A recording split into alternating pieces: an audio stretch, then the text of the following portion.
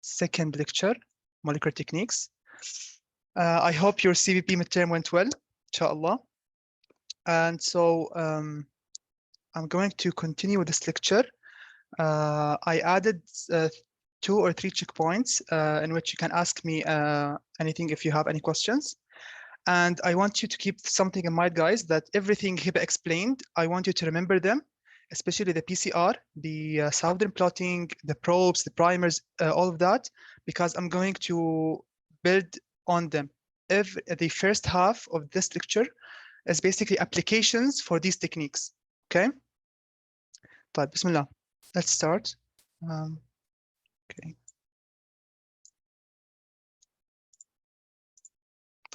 We'll begin with the COVID-19 tests. So for the COVID, it's pretty simple. COVID test, we have 2 types of tests. We have a diagnostic test and an antibody test. So basically for a diagnostic test, we can diagnose the current infection, which is COVID. Basically, this is the PCR test, okay?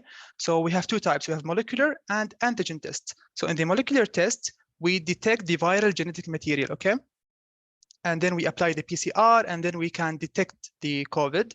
For the antigen test, we don't detect the viral, we don't detect the genetic material, we go for proteins, okay? And I will tell you the difference between them in the next slide. And we have another test for also for COVID, it's the antibody test, in which we can detect the antibodies that are produced by our immune system against the virus, okay? So this test, we use it for a previous infection, okay? It's also called serological test. We look for antibodies in the blood. Type. Now, what's the difference between the molecular test and the antigen test? As I mentioned, and the molecular test, we look or we detect for the genetic material. So we target certain genes in the COVID virus using this test. So what are those genes? We have 2 of them, the nucleocapsid, the N gene, and also the RNA dependent RNA polymerase. It's so sensitive and specific, and it's the preferred method for COVID diagnostic test, okay? The other one, we said the antigen test, we are looking for the viral proteins. What proteins? We have 2 of them, the S, which is the spike protein, and the N protein. Okay, all of these guys, the S and the N and the nucleocapsid, all of these are structural components of a virus, okay? So once we are doing those tests, we are trying to detect those components to diagnose COVID. Now for the antigen test, it's not so sensitive, okay? However, it is a specific. It's more simpler and quicker and can be done at home. I don't know if you guys tried this, but during COVID, I think some of you did it, where you buy this kit from the pharmacy and you take the swab and then you apply it on the white thing, I don't know, and then you wait for the 2 lines to appear to tell you that you are COVID positive. Okay, so that's simply it. It's looking for the spike proteins and the N protein. So the molecular test, which is this one, looking for the genes, it's the preferred one. It's more specific and more sensitive. It's the gold standard. It takes from 20 to 90 minutes. And we said we look for genes. What genes? We said nucleocapsid gene, the RDRP, and the third one, which is basically an internal control called the RPP30. This one basically is to assure the success of the PCR, okay? Type. Now, this is basically the molecular test. For COVID, it's called RT-qPCR. Now, why it's called like that? So first of all, we take a sample, right? Sample from the nose or from the throat, then we extract an RNA. Now, guys, you have to know that the genetic material of the COVID virus, it's RNA and not DNA. So in this case, what do? We extract the RNA, we transfer it to a plate, and then we have to convert the RNA into a DNA. How? By an enzyme called reverse transcriptase. Okay, and that's why it's called RT-qPCR, okay? Because we are converting RNA into DNA by reverse transcriptase enzyme. And then when we get the DNA, we amplify it, and then we detect the genes we talked about. Type. Now, those are all the techniques for DNA analysis. Hiba has explained all of these. I'm going to continue from for the last 3, the RFLP analysis, the DNA sequence, and the DNA fingerprinting, okay?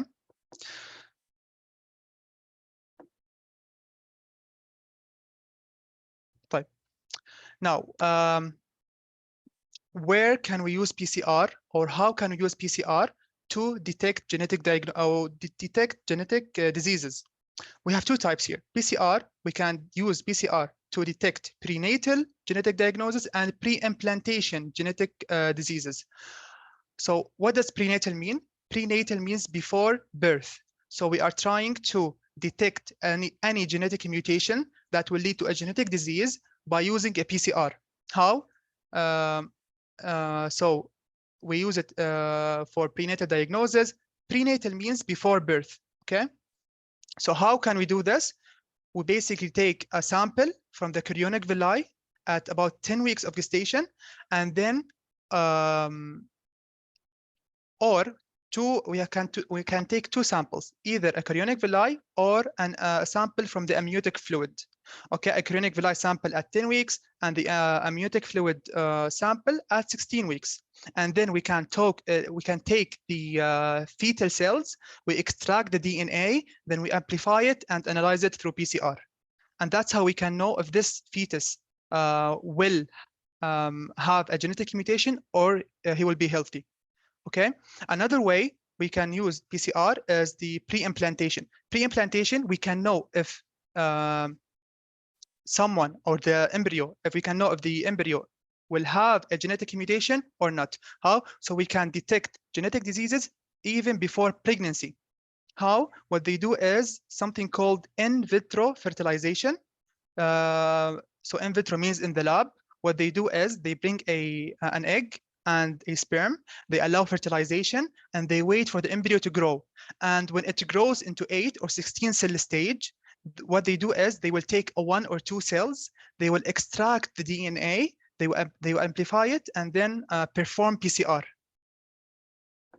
And if the embryo is healthy, they will basically implant this embryo to the uterus of the mother.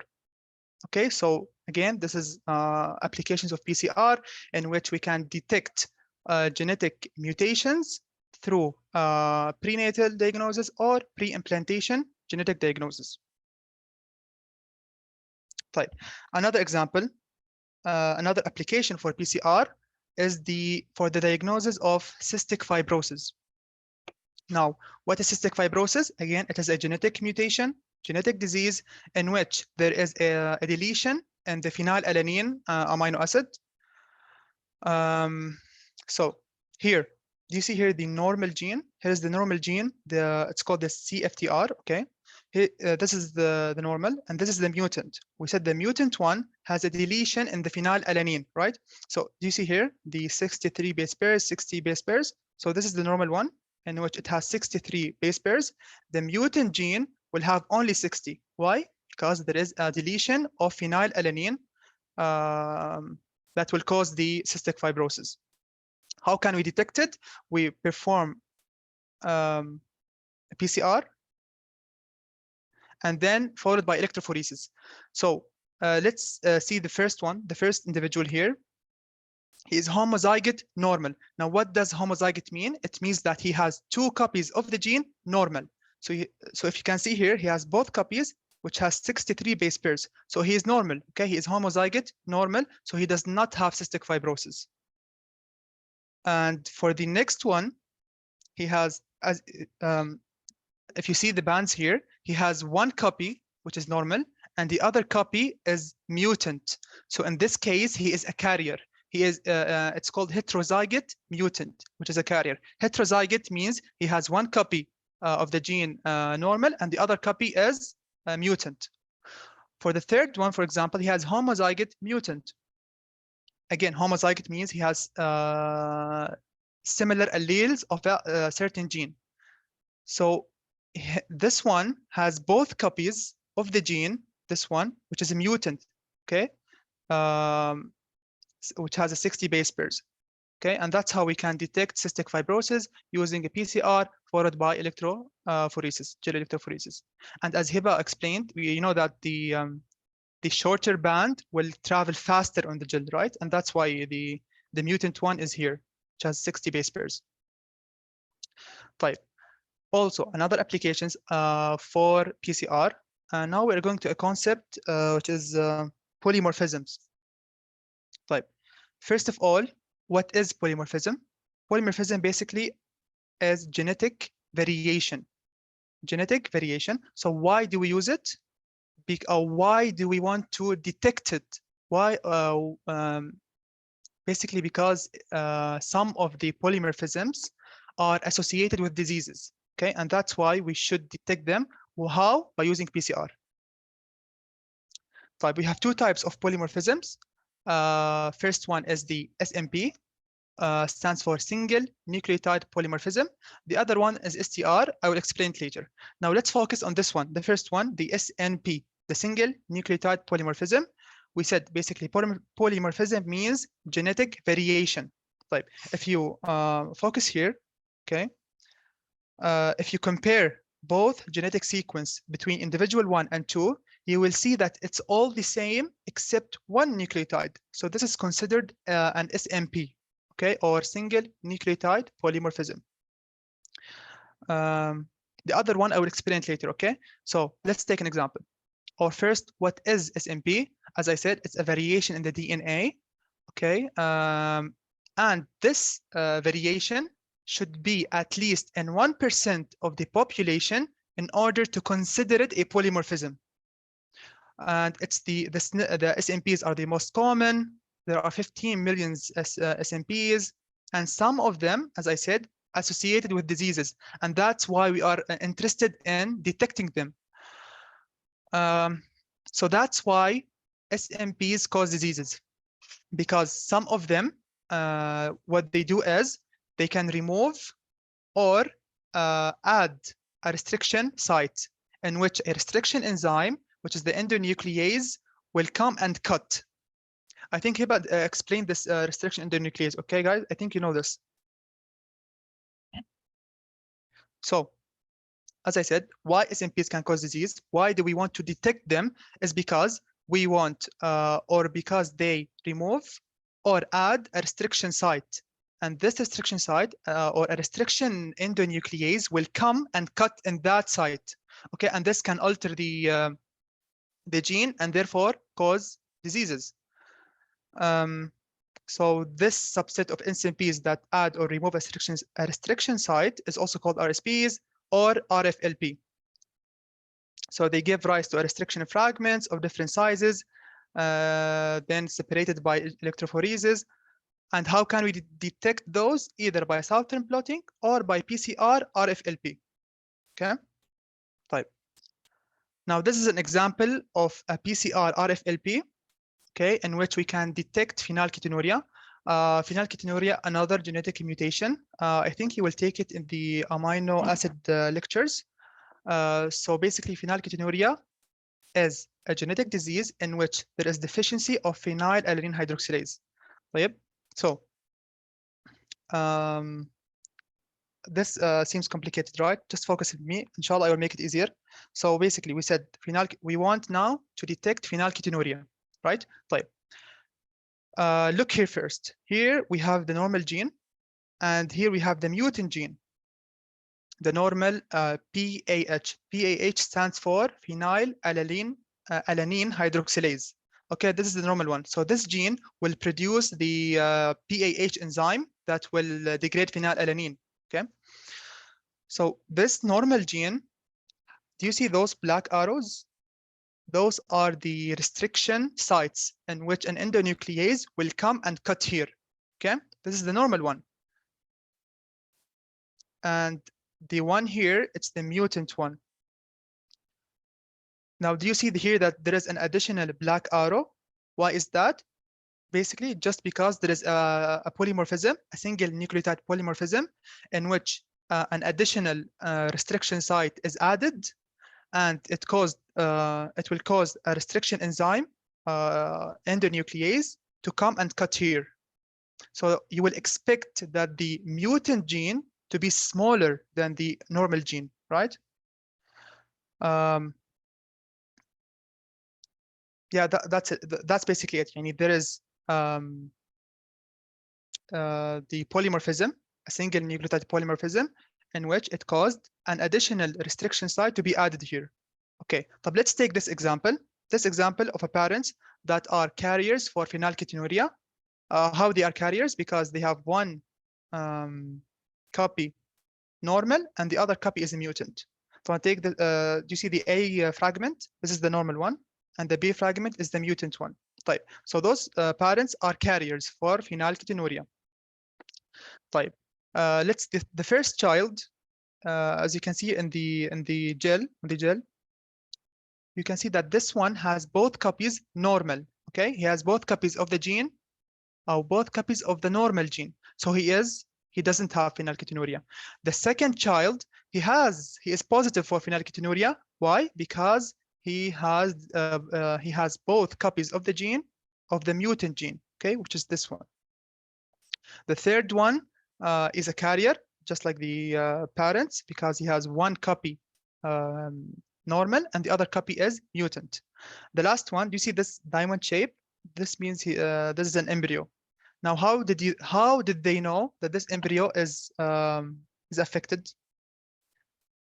As explained at the beginning, and they take either a chorionic sample or a sample from the chorionic villi or from the amniotic fluid. Okay, and that's how they know that this embryo is positive for phenylketonuria. Again, why? Because he has both copies of the gene mutant. Okay, this one.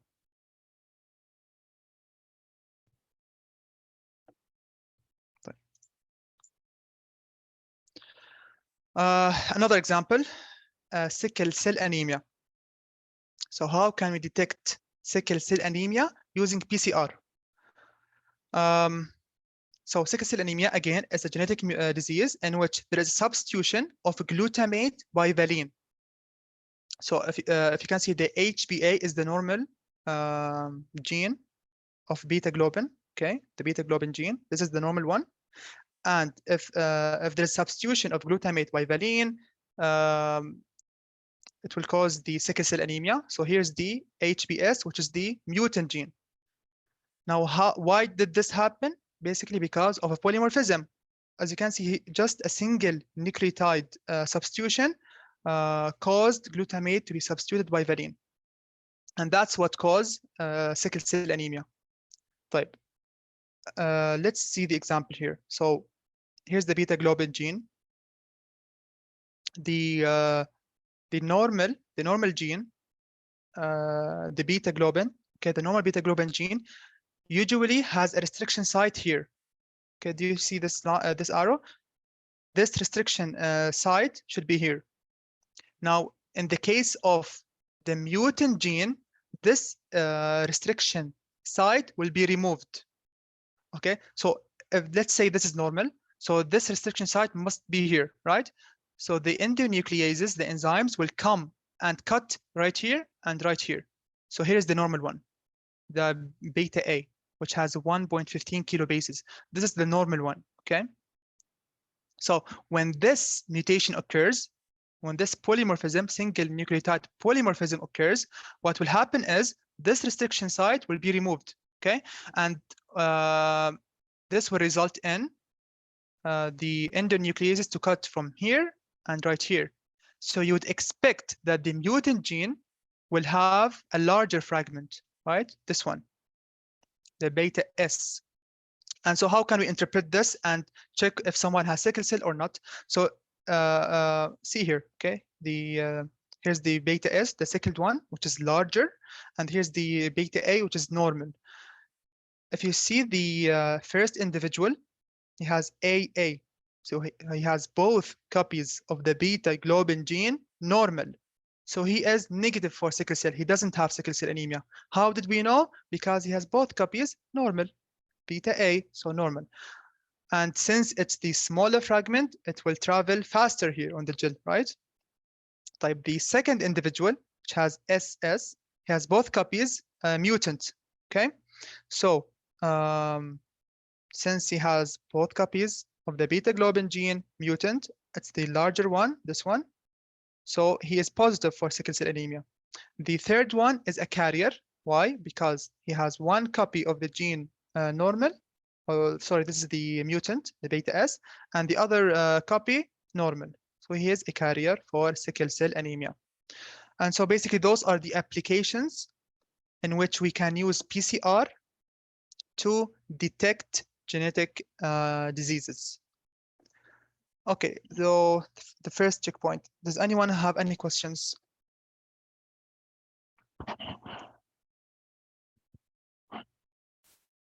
Or should I move on?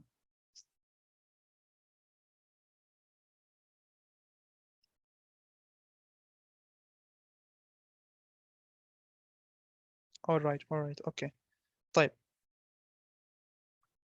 Good. طيب. Let's go on. Second concept, the allelic heterogeneity. Okay, so what is allelic heterogeneity? Basically, when a disease is caused by multiple mutations, we say this this is called allelic heterogeneity. Now, for the sickle cell anemia that we just explained, basically it's caused by the same mutation for all people. Okay, so it can be detected easily by PCR. This is not the situation for the allelic heterogeneity, in which a disease is caused by different mutations. So we cannot use PCR in this case. Here we should use something called DNA sequencing, which I will talk about. Okay, so here we should use, to detect those mutations, we should use the DNA sequencing. An example of allelic heterogeneity is hemophilia B, which is caused by a deficiency of the clotting factor 9. They found that this disease can be caused by different mutations, here by 182 deletions, insertions, different point mutations. So this is considered allelic heterogeneity, okay, because it is caused by different mutations, okay? And we cannot use PCR in this case. We have to use DNA sequencing. And so how can we detect this? What is DNA sequencing? Okay, I want you to focus with me here, guys. Sanger method, it's so important. So Sanger method is a method in which we can sequence the DNA. Okay, how? Let's begin from here, okay? Let's say we have this strand of DNA, unknown strand, and we want to sequence it. We want to know the DNA sequence. How? So we get the unknown DNA sequence, then we add everything we want for DNA synthesis. First of all, DNA polymerase, which is the enzyme needed for the DNA synthesis. Then we add all the nucleotides we want, the deoxyadenine, the cytosine, the thymine, and the guanine. And then we add a primer, labeled primer, which is basically the starting point of DNA synthesis.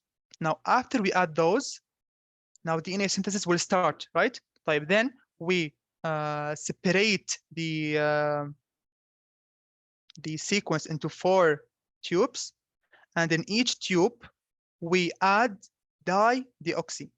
Do you see this dideoxy? Dideoxyadenine, dideoxycytosine, thymine, and guanine.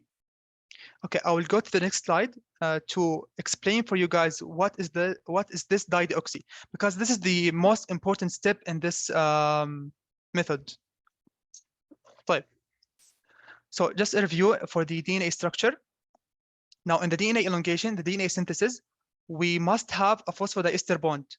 Okay, this phosphodiester bond is between carbon number 3 and carbon number 5. And we know that the carbon number 3 has OH for DNA. In the case for DNA, this is the deoxyribose sugar, this is the triphosphate, and this is the base. Okay, so all of this is the nucleotide. So for the phosphodiester bond to form, we need OH on the carbon number 3 and the phosphate group from carbon number 5. Type. So this is the one we need, right? The deoxynucleotide, which has a hydroxyl group on carbon number 3. In the Sanger method, what they do is they want to terminate the elongation of DNA. How can they do that? Is by adding the dideoxy. What is dideoxynucleotide? Basically, we remove the O here. So there's no oxygen here. And so this is called dideoxy. And so if we add this one, if we added this one into the tube, into the tube, the DNA elongation will stop. Okay, it's because there is no OH anymore, and so the phosphodiester bond will no longer be formed. So here deoxy means there is no oxygen. At which one? Carbon number 2. So there's no oxygen. And because here at carbon number 2 and 3 there is no oxygen, that's why it's called dideoxy. Okay? Type. Let me go back to the slide, this one. Type. After we added those dideoxy, now the DNA elongation will stop. Okay, as you can see here, the strands here, this one stopped here, this one here, this one here. Okay, and the next step is to separate them by the electrophoresis. Okay, so gel electrophoresis followed by autoradiography, and then we will have a pattern of bands on the gel here. And can you see here the A, the C, the T, and the G?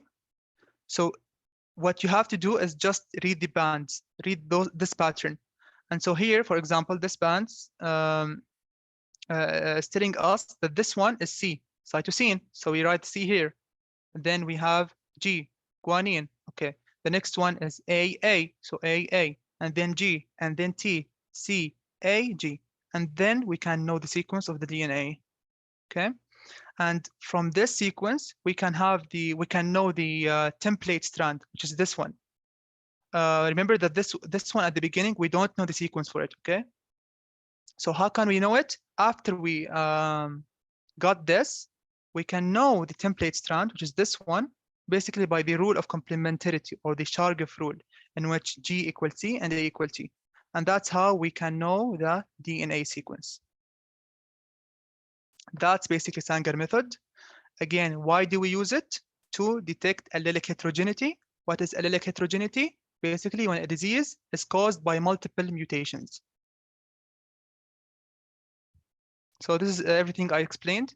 So determine the base sequence of a DNA fragment. It's called the Sanger dideoxy method. We take a template, a single-stranded DNA, and when we then we add the DNA polymerase, which is the enzyme needed for the DNA synthesis. Then we add a radio-labeled primer complementary to the 3' end of the target DNA, which is this one. This is the primer they are talking about. Okay. We add this to initiate the DNA synthesis. And then we add all the nucleotides needed, the deoxyribonucleotide, which are needed in the normal DNA synthesis. After this, we said we're going to separate the fragment into 4 tubes, and then we're going to add in each tube a dideoxynucleotide. Why? To stop the DNA synthesis. Then we separate them and read the bands on the gel. So the incorporation of the dideoxynucleotide will terminate elongation. Then we separate the DNA by the gel, and then we can read the bands here. Okay. Those are labeled by fluorescent molecule. Nowadays, they don't use the this one, the radioactively primer. They use a fluorescent molecule, and which it gives us colors, so we can know which nucleotide is this from the color. Okay, that's it. And so, for example, this gel, we can know the sequence for it, like how this is A, T, G, C. So we read the bands from here. Like this one is A, so A, then A, another A, then so G, C, T, T, A, G, C, C, and this is how we got the DNA sequence.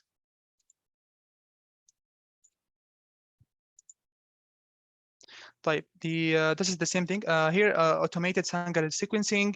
Basically, nowadays we use the fluorescent labeled dideoxynucleotides, and the sequence will be detected by a machine. Okay, that's it. And they don't use the radioactive molecules anymore. Type. Is this Sanger method clear? Should I move on, or does anyone have any questions?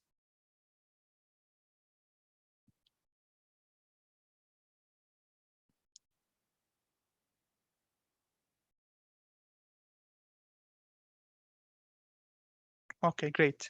Type. Let's move to the next concept.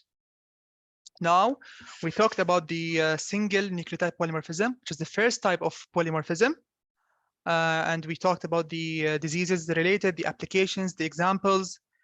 Now we are going to explain the second type of polymorphism, which is called the Vntr or the STR. Stands for short tandem repeats. طيب, what is this? Here's an example. So again, a polymorphism is a genetic variation. Now this second type of polymorphism, the STR, basically here, as you can see, that individual one has 5 repeats of the GC, and the other individual has only 3 repeats of the GC.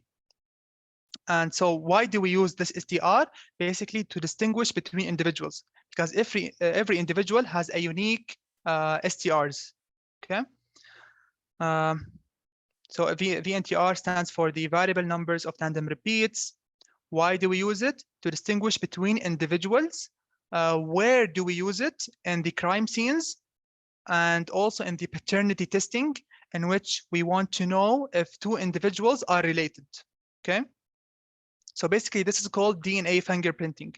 When we take someone's DNA and we analyze the STRs, this is called DNA fingerprinting. Right. So again, the VNTRs, also called microsatellites, they are repeated sequences in the DNA fragment. The number of repeats varies among people.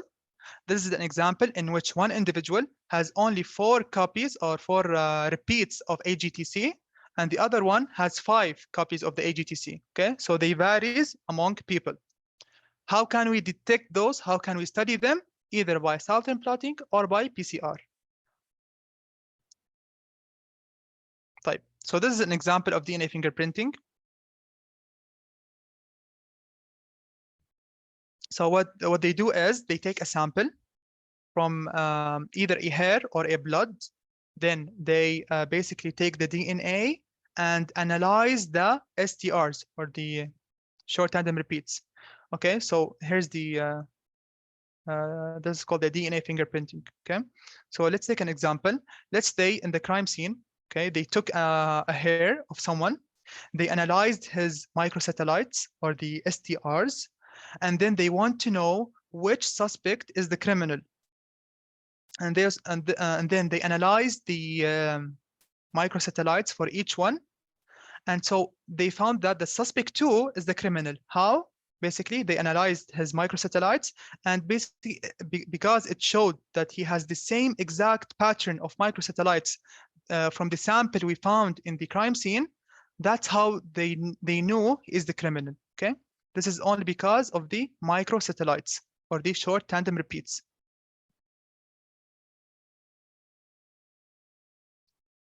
Type. Next one, okay, so DNA fingerprinting still. So we said each individual has a unique DNA sequence. The differences can cause variations in the length of the fragment. And we said that how can we detect those? By Southern blotting or by PCR. Type. For the Southern blot, it's the same exact test that Hiba explained for you guys, the Southern blotting. So we use this now for DNA fingerprinting. We add a labeled nucleic acid probe, and then we allow matching samples to known individuals. Okay, so for this individual, for this one, we know the what is it, the pattern of microsatellites. Okay, and because we know them, we can now we can analyze those STRs, and we see which one of them match the one on the crime scene, and that's how they use the DNA fingerprinting in crime scenes. And this is the okay, and also we can use it in the paternity testing, in which if they want to know if 2 individuals are related to each other. Here is the Southern blotting. It's the exact same thing as Hiba explained to you guys. The only difference is that here we add a probe that is specific for the microsatellite. Yani they, when they analyzed this sample, they made a probe that is specific for this pattern of microsatellites. And then when they add it here, they will have the pattern of DNA fragments. So this is a typical Southern blot. Just the difference is here there is a probe, a radioactive DNA probe that is specific for the microsatellites. So first of all, they take a blood sample, then they extract the DNA, they cut them by endonucleases, then they separate them by gel electrophoresis, then they blot them, they add the probe, and they check for the pattern of the microsatellites or the pattern of the DNA sequence. If it's the same, then they know this is the criminal. If it's not, then he is not the criminal, okay?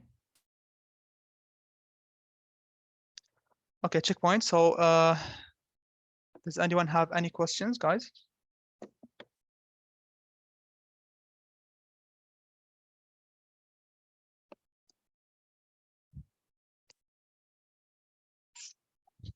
If anyone has any question, just write in the chat. I'm just gonna come back, okay? 1 minute only.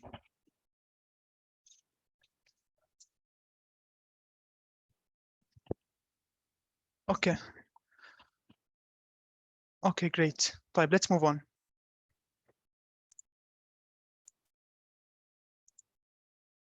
Right.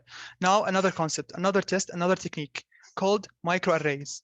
What are microarrays? We have two different tests. We have microarrays for DNA and for RNA. Let's begin with the DNA. Why do we, where do we use this test? Basically, we use it when we want to study thousands of genes and at the same time to detect mutations, okay? So DNA microarrays is the study of thousands of genes in the same time to detect diseases. And what they do is they take the DNA, the nucleic acid sequences, they apply it on the chip, this one here, and then they add the DNA, and then they add a probe, which is specific for a certain gene we want to study.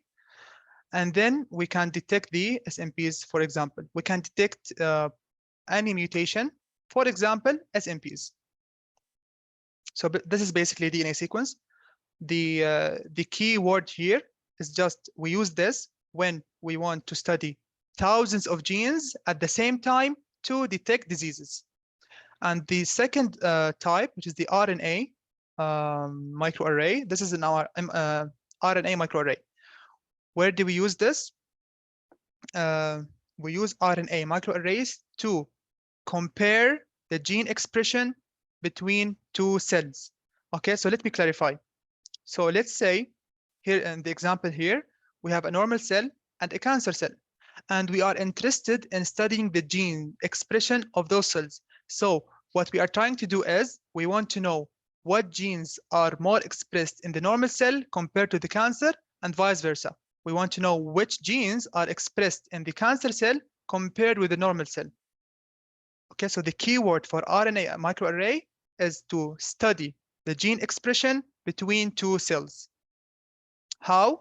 First of all, we take the RNA from the cells of interest, then we convert it to a DNA by a reverse transcriptase, and then we label them. We label them with a fluorescent molecule. In this example, they labeled the normal genes with the green and the cancer with red. And then they apply it in this plate here. Okay, so how can we know? Now, how can you know which gene is more expressed in the normal versus the cancer? So let's take مثلا this one. This one, the green spot. If the dot showed that or showed a green color, this means that this gene, okay, this gene is more expressed in the normal cells. On the other hand, if the dot showed that or showed a red color, then we know, well, this gene is more expressed or overexpressed in the cancer cell. So let me repeat again. We add a DNA here, okay? This one, the complementary DNA, we label them, and also we add a probe. This probe, let's say this probe is specific for a particular gene we are interested in seeing, is this gene more expressed in the normal or in the cancer cells? So how can we know this?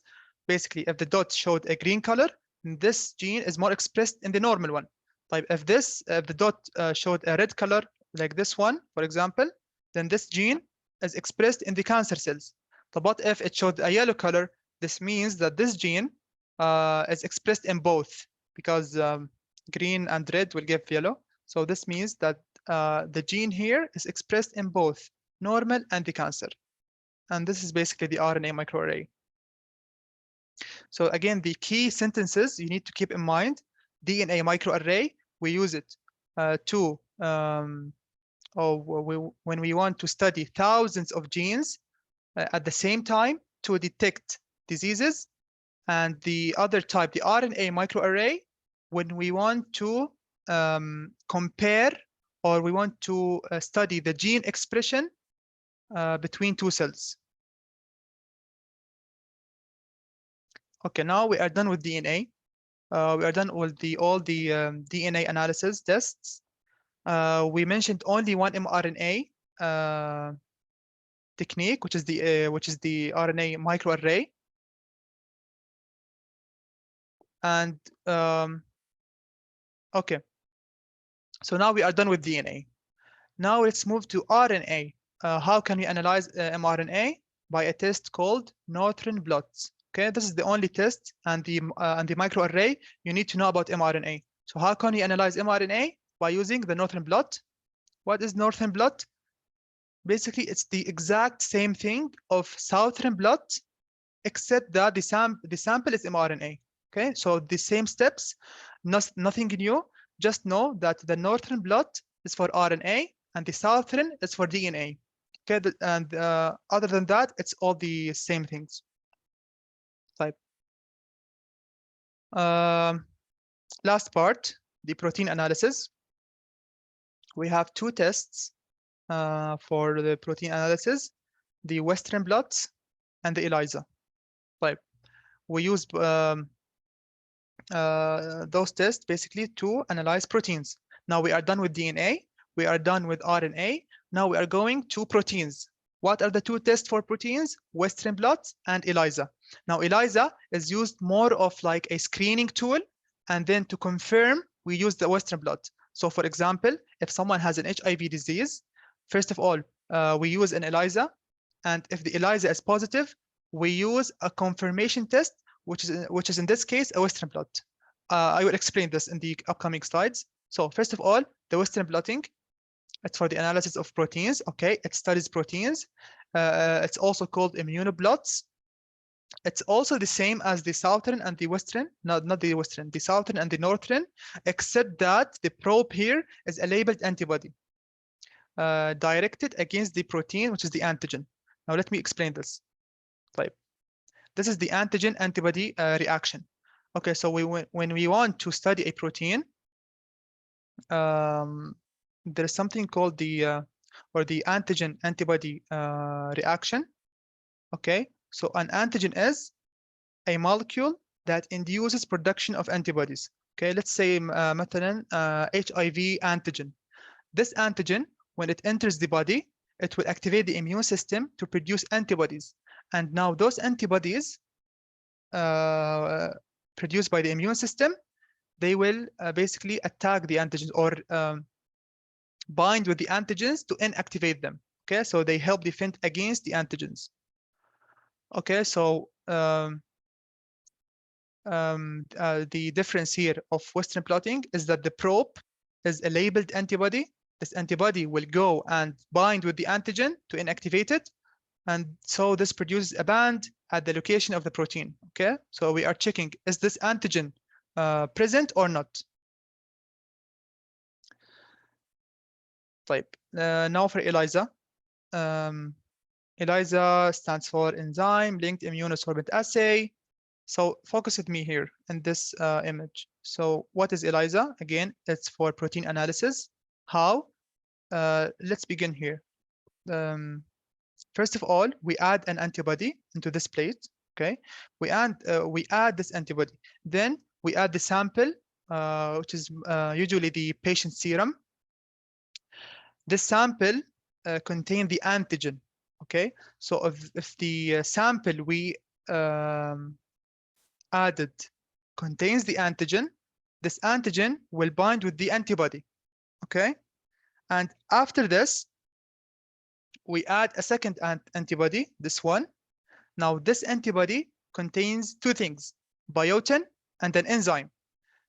And so if this binding occurs, if this antibody recognizes this one, what will happen is the enzyme will be activated.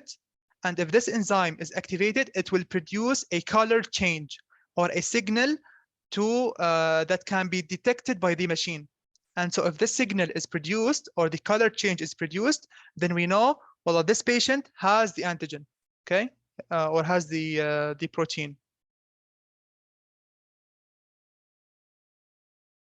So ELISA consists of microplate, consists of 96 wells, not important. We said ELISA is used to detect the presence of an antigen or an antibody, okay?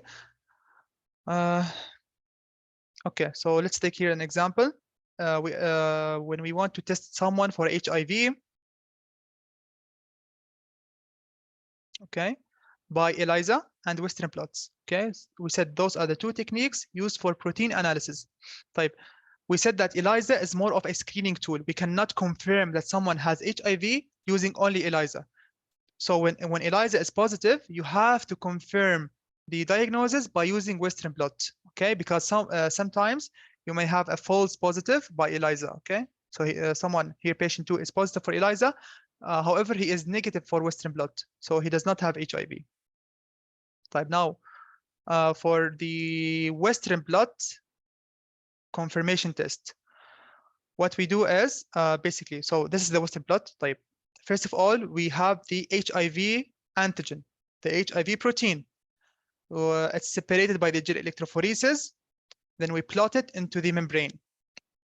And then we add the patient serum. Now this patient serum, if he is infected with HIV, he must have antibodies produced by his immune system.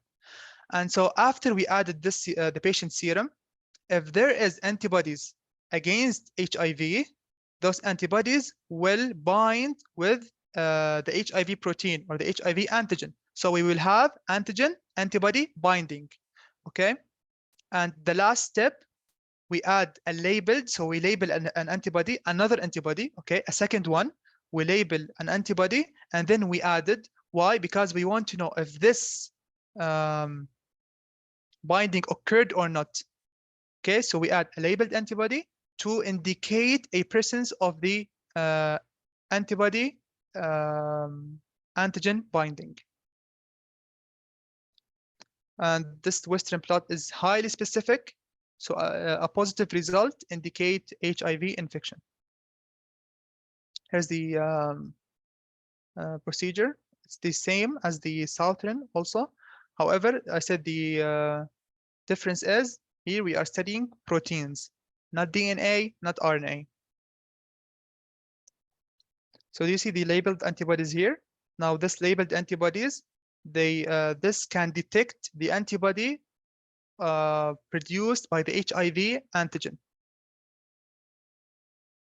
And after they are added, they are going to bind. And if there is a binding between the antibody and the antigen of HIV, this labeled antibody will show it to us. We can see, well, this there is binding. So at that time we can say that the patient has HIV.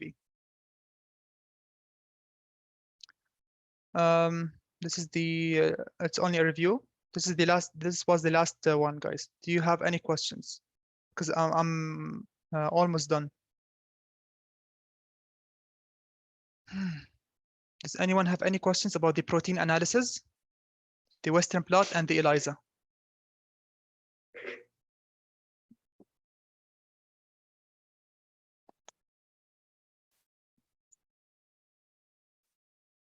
How they will ask about it?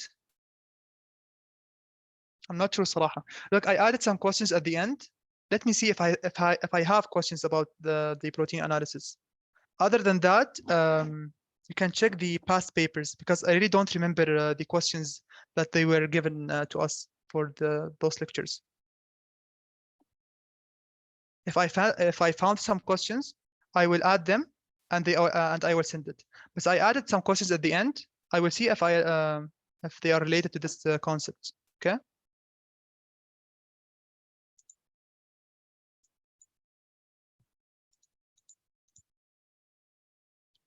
So this is just a review. We said that northern is similar to the southern. Just know that the northern is for RNA, southern for DNA, and western for proteins. How can you know this? Use this one, guys. It will be simpler for you. Snowdrop. So S for DNA, N for RNA, western for the proteins. And so for the this one, the western blot, we said that it's if someone has HIV, it's a confirmation test after ELISA is positive.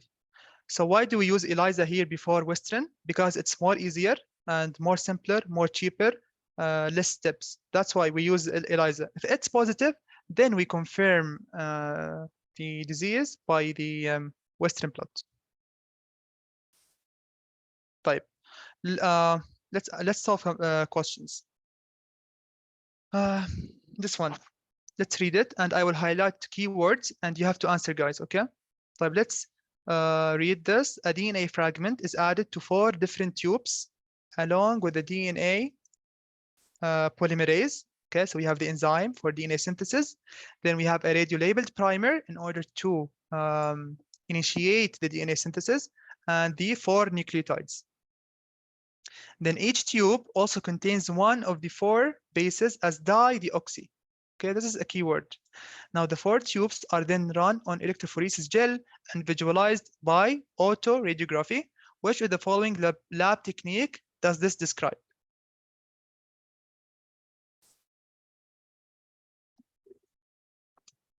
So what's the answer, guys?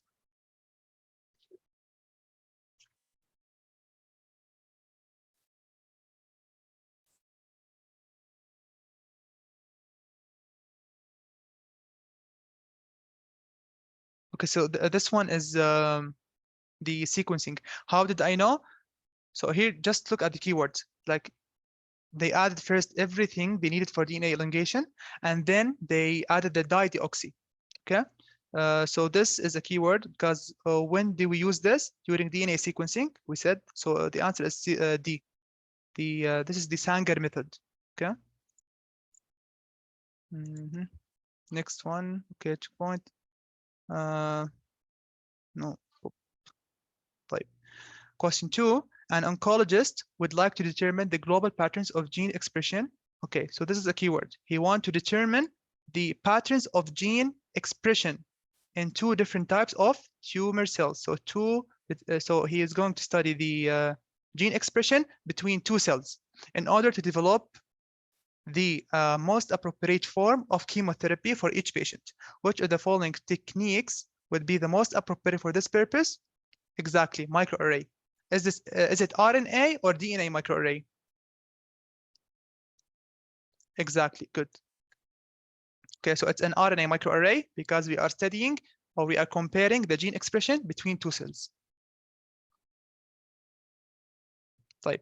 Now, name this technique. What is this? Which technique is this?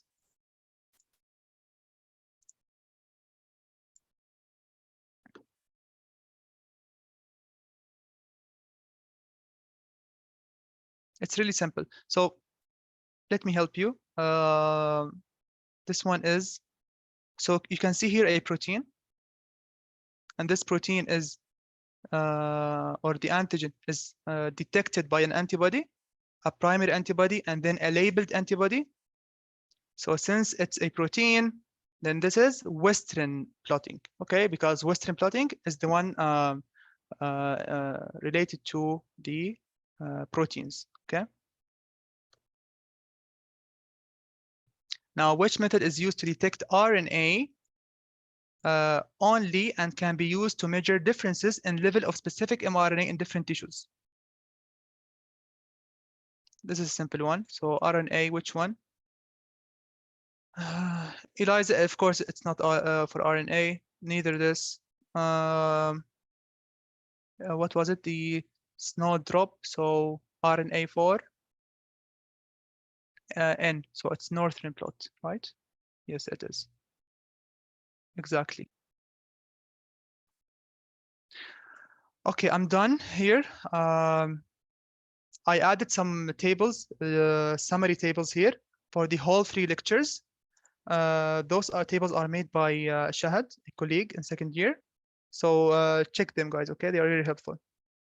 They are all the summaries for all the 3 lectures, even the one that's explained by Hiba. Okay. You're welcome.